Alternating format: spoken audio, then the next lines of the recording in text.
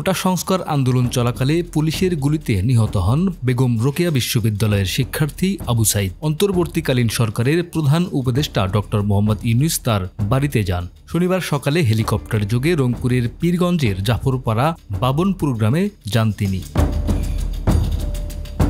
আবু সাইদের কবর জিয়ারতের পর কথা বলেন তার পরিবারের সদস্যদের সঙ্গে।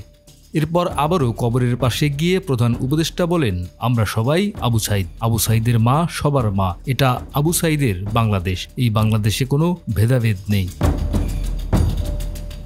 ডক্টর ইউনূস আরও বলেন, এখানে যারা আছে তাদের রক্ষা করতে হবে। তার মা আছে, বোনরা আছে, তাদের রক্ষা করতে হবে।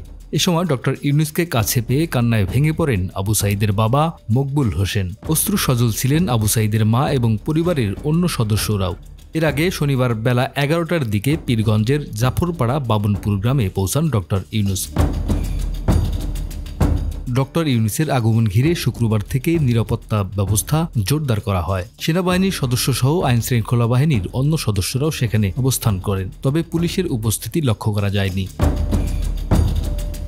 কবর জিয়ারত ও আবু সাইদের পরিবারের সদস্যদের সঙ্গে কথা বলা শেষে বেগম রোকেয়া বিশ্ববিদ্যালয়ে যাবেন তিনি। এরপর রংপুর মেডিকেল কলেজ হাসপাতালে চিকিৎসাধীন আহত রোগীদের দেখতে যাবেন ডক্টর ইউনূস।